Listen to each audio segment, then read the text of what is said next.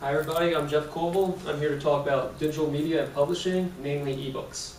Now, right now, I believe that we are in the middle of a digital revolution.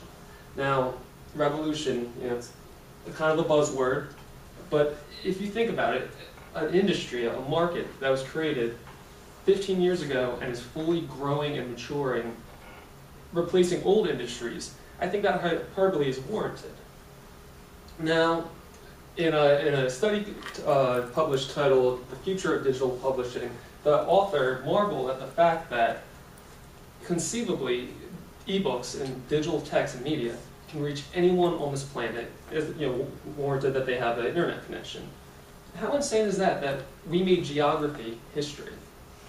I think it's awesome. As students, as professionals, as consumers, we deserve, it's a demand on us to be on the cusp of emerging technologies and markets. Now, the rapid growth of tablets, e-readers, and any digital device is now making it more accessible to demographics that typically weren't very up to date with with technology, such as the elderly and the very young. But I'm sure we all know children that can outclass us now in picking up the newest gadgets. So the growth of ebooks, I'm going to discuss it in terms of the technology that brought us there, the industry players that enabled this, and the changes in the market that brought this revolution full circle. Now here's a brief history detailing the technology. We don't have to read all the way through it, but in 1998, the first ebook readers became apparent. Now today they're probably dinosaurs of the finesse that we have with mobile computing and tablets, but that's when it started. Stephen King, a very prominent author, he was one of the first to take the digital leap. And you'll see a couple big names throughout this history that we'll be talking to as we get on later with this technology. I'm sorry, I'm a little off pace. Detail that I thought was astounding, 2009, Christmas Day, this is the revolution in one line. Christmas Day, ebooks outsell physical books on Amazon.com for the first time ever. That's within 10 years of a concept. You're replacing the old dinosaur. You're breaking the market. Now, the technologies you see here, such as Kindle, the Nook, they're household names now. You see them advertised, especially with this holiday season coming up. And they're brought to us by a couple of giant figures such as Amazon, Barnes & Noble, and then later on, Apple and Google's Android became front runners in this contest as well. As well as having a hardware side to it, they have their software has vast digital libraries, both of contemporary titles, bestsellers, and classics, with varying levels of formats and quality. And even beyond the whole consumer and business aspect of it, organizations such as Project Gutenberg have made hundreds and thousands of classic titles available for free from anywhere.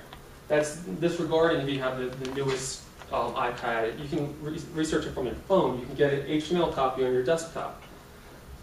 So these giants, both organizations or someone who wants to change the world and a business, have been moving forward in this revolution. The Pew Research Center said the rise of e-reading is very apparent from the slow beginnings in late 90s and early 2000s, but just a couple of years ago, from 17% to 21% of adult Americans have said that they've at least consumed one piece of a digital book.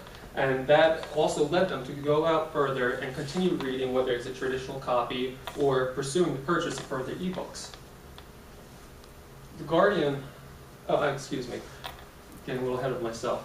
So we see how the industry players are making strides, how they're presenting their offerings. But now, what about us? We are actually the market here. We constitute the market, we're the consumers. Well, it seems like we don't even need the producers anymore, because as traditional sales are declining, self-publishing has rose 79% in the UK. I believe this was last year's study, bringing in over 300 million euros. That's when you see traditional print declining 10%. Here's a market that didn't even exist or wasn't feasible to exist 10 years ago. So as well as being consumers and exchanging ideas, in this marketplace, we are now becoming a piece of the marketplace ourselves. So it's not just a matter of what the companies have to offer, it's this backing up of humanity's knowledge, of reaching these corners that typically wouldn't have been profitable to publish for, and now having professionals or just someone with a good idea going out there and produce it themselves. So we have salesmen, we have athletes, we have engineers, we have professionals. We're all just in this together exchanging ideas, and I think that's remarkable. And as I said in my opening, I think it's incredible that this revolution broke geography and I went through the technology that enables this, and the players that brought this hardware out to market, and most importantly, how we belong in this marketplace. Thank you.